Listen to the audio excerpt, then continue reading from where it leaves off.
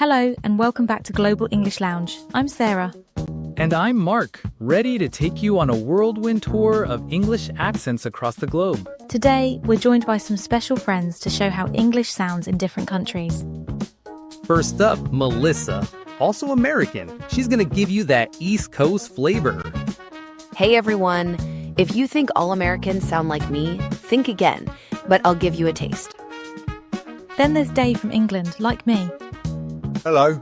I'll try not to make your head spin with our accent. Then we have Liam from Ireland. He's full of charm and a bit of mischief. Top of the morning, folks. Don't worry, I'll keep the crack going. You guys don't really say that though, do you? Top of the morning? No, we don't actually. It's a bit of a stereotype. We do say craic, though, which comes from the Irish word meaning fun. Oh, I didn't know that. Ah, that's great. Okay, so we also have Chloe from Australia. She's sunny, relaxed, and a bit cheeky. G'day! I promise not to confuse you with our slang. Not too much anyway. And last but not least, we have Priya from Mumbai in India. Namaste. It's really great to be here. Wow, that's quite the lineup. It really is. Still doesn't cover every country where English is spoken. Very true. English is spoken in over 100 countries, and accents naturally vary. So there isn't just one correct English. Your accent is perfectly fine, even if your friends tease you. True. In India, English has a unique rhythm, and we often add polite expressions like sir or madam, which can sound formal to others. Oh, nice. Americans just say, hey, and hope for the best. And in the UK, we just sort of mumble politely and hope people understand us. And in Ireland, we like to stretch out our vowels so people have time to admire them.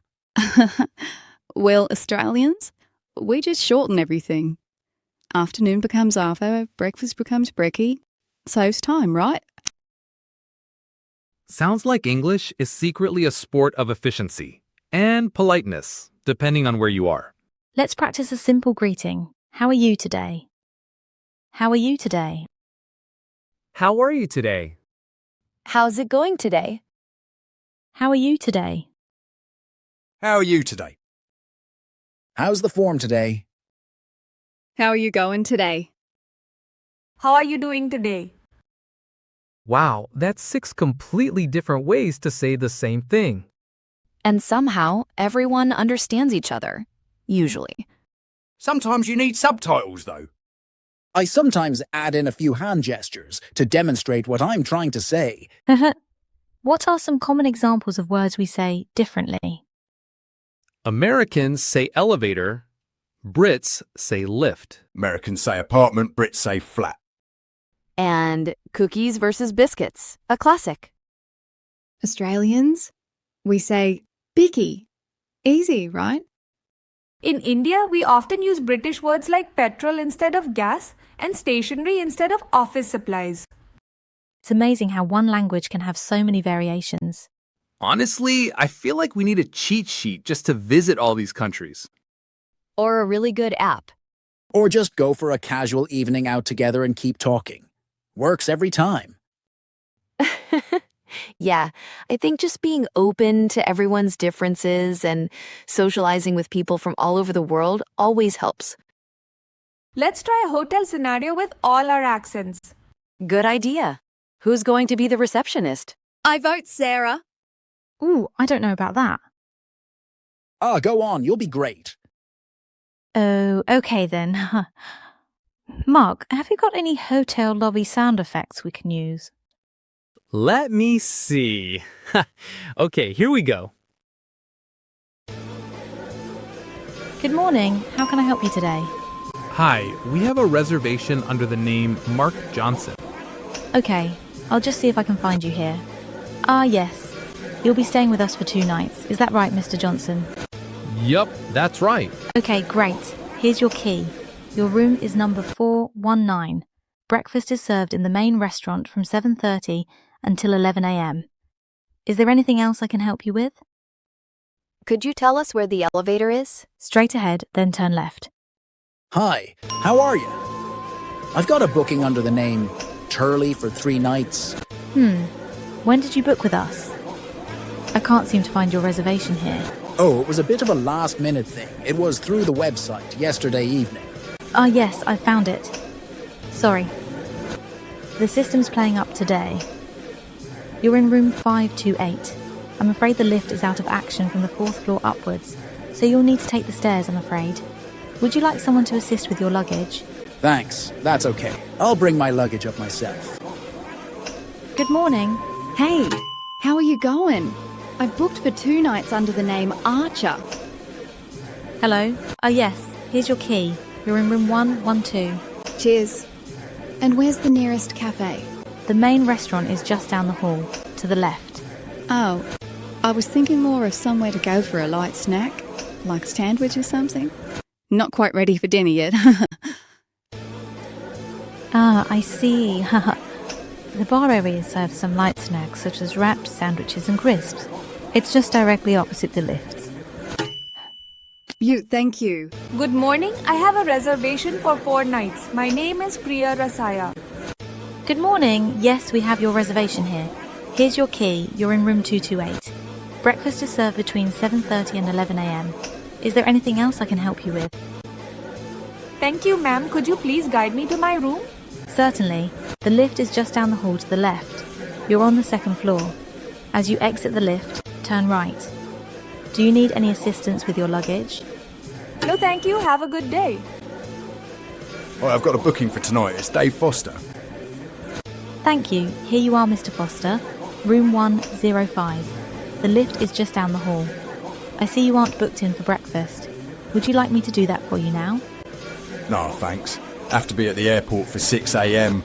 Won't have time, unfortunately. Oh, is that everyone? Yeah, I think we're all checked in now. Ah, yes, so we are. So what did we notice in the dialogues? Did we see how everyone uses polite phrases, even with different accents? It's always courteous. And somehow, all the accents work together. Can I just say, Sarah, you make a wonderful hotel receptionist. She really does. Oh, I don't know about that. Customer service was never my strong point. Yeah, it takes a lot of patience and skill to deal with the public. So let's have a quick look at some of the words and phrases that we heard in the dialogues. Did you notice some of us said reservation and some said booking? Let's have another listen. Hi, we have a reservation under Mark Johnson. Hi, how are you? I've got a booking under the name Turley for 3 nights. Booking and reservation are the same thing, and both are equally correct when checking into a hotel. While it's not a strict rule, booking is sometimes referred in British English and reservation in American English. I see lift versus elevator was mentioned in there too. Generally, any native English speaker will understand what you mean if you use either of these words. But let's look at what happened when Liam was checking in. Ah, yes, I found it. Sorry, the system's playing up today. You're in room 528. I'm afraid the lift is out of action from the 4th floor upwards, so you'll need to take the stairs, I'm afraid. Would you like someone to assist with your luggage? Notice the phrase, the system is playing up. The term playing up means not behaving properly or not working.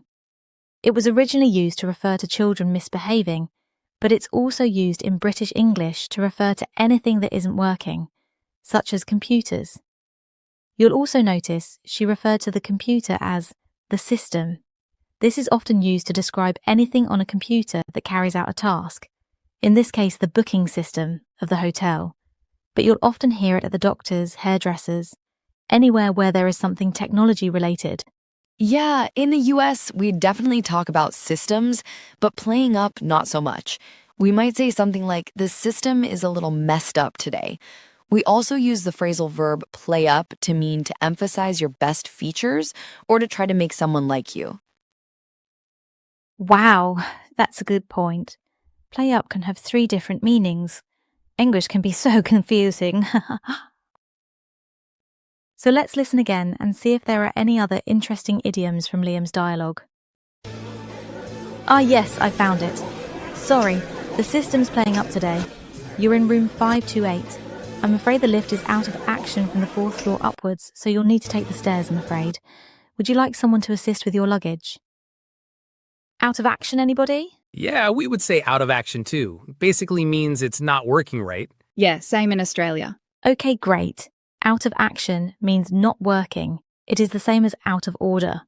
Now let's listen to Dave's interaction. Nah, thanks. Have to be at the airport for 6 a.m. Won't have time, unfortunately. He is a man of few words. Ha ha. Ha ha. Sometimes you can still be polite, but keep it short. Notice he doesn't say, I have to be at the airport. He drops the word I. This is very common in everyday spoken English. In the US, we might also say something like, gotta be at the airport. Yeah, same. We say gotta be as well. It's like a quick way of saying I have got to be. I've got to be at the airport by 6 a.m. Gotta be at the airport by 6 a.m. It sort of emphasizes the urgency, doesn't it? Yeah, for sure. Did anyone notice anything else interesting about the different dialogues? Yes. Can we listen to the last part of Chloe's dialogue again? Sure. Here goes. Beaut, thank you. What was that word? Beaut. That's what we say in Australia when something is really good. Kind of like saying, you beauty. Oh, great. I love it. I might start using it. Go for it. That's great. Good to see we can all learn from each other. Definitely. Okay, listeners, now it's your turn. Repeat after us. How are you today? How's it going today? How are you going today? How are you doing today? You all right? How are you doing today? Try each accent for fun, but your natural way of speaking is always fine. Definitely. If you have any questions about today's show, be sure to drop them in the comments and we'll answer as soon as possible. Next time, we'll explore essential grammar words, nouns, verbs, adjectives, adverbs, subjects, and objects. And we'll use examples from all today's accents, so it's practical and fun. Hopefully to bring the world of English closer to you. Plus, we'll throw in a few jokes along the way, like today. Bye, everyone. Cheerio. Have a wonderful day. Have a great day, everyone. Bye for now. See you in the lounge. Bye for now. See you in the lounge.